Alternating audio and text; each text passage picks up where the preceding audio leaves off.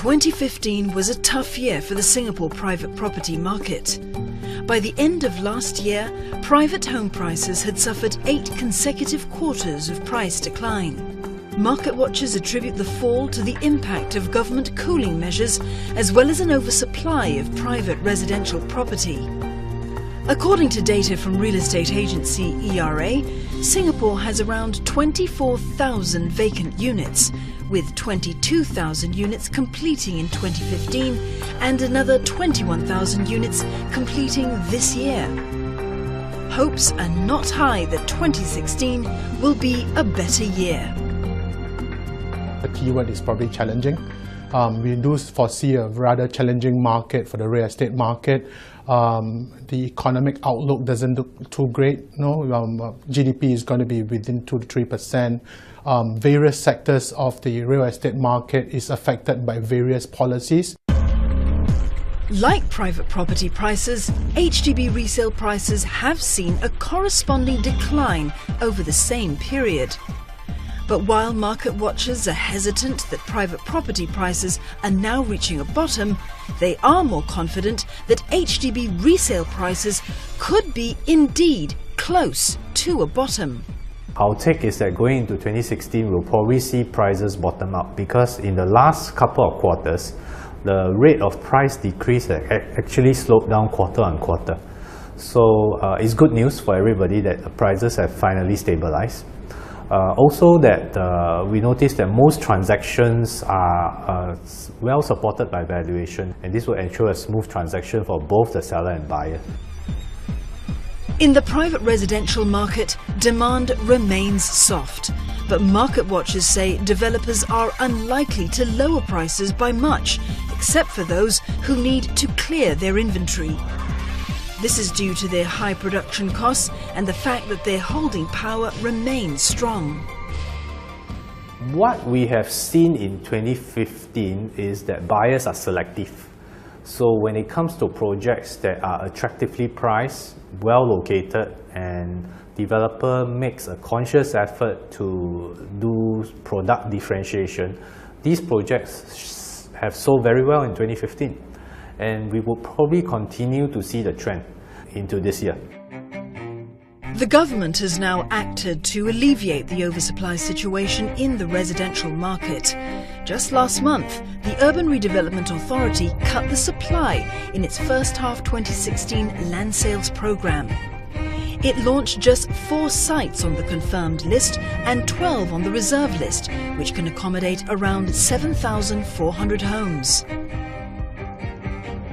One of the major debates for the real estate market this year is whether the government will remove or tweak its property cooling measures.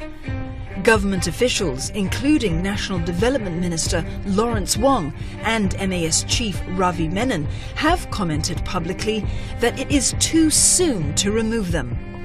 However, some market watchers are concerned that the slowdown in economic growth, the worsening supply-demand imbalance and rising vacancy rates may cause a downward spiralling of property prices when people sell simply because sentiment is weak and prices are falling. The cooling measures started off with people focusing on prices, and then it became fixated on prices. So volumes have collapsed, prices remain sticky. In short, the real estate economy has collapsed. So that is not good because with low transaction volumes, you can't, the market is not finding, it's not smooth going, and the price discovery mechanism is kind of distorted at this point in time. Most market observers that Moneymind spoke to continue to see a mild correction or at least a standstill in private property prices for 2016. But Savills holds the contrarian view that a turnaround could be on the cards in the second half of this year. For the new home sales, we believe that because of production cost increases that is coming through land price bids pretty high, the prices will remain firm. In fact, it will have probably some 3% upside for the new home sales. But where will the demand be coming from, you may ask?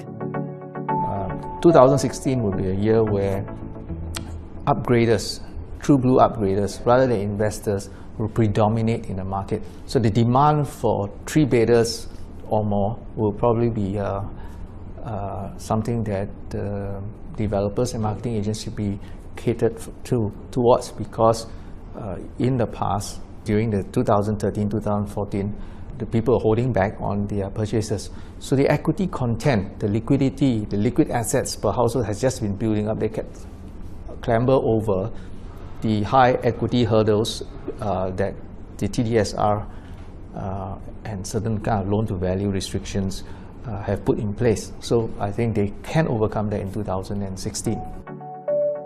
Opinions on demand remain divided, but when it comes to supply, the picture appears to be clearer.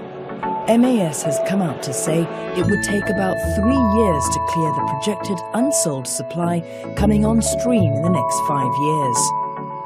Some may see it as a hard fact, but that statement is based on a projected annual demand of 7,500 units, which is again subject to debate, therefore opinion-based. When it comes to prices, private home values have fallen by only 8% since the peak in the third quarter of 2013 and are still 49% above the last bottom in the second quarter of 2009. Some argue that the private property market is therefore still overpriced. But others would argue differently. They say that based on MAS figures, Singapore private homes have risen 14% since March 2010, weaker than Malaysia's 60%, Hong Kong's 117%, Taiwan's 54%, and Thailand's 20%, but similar to Korea's 14%. So there are really no hard facts for investors to base their decisions on, only opinions.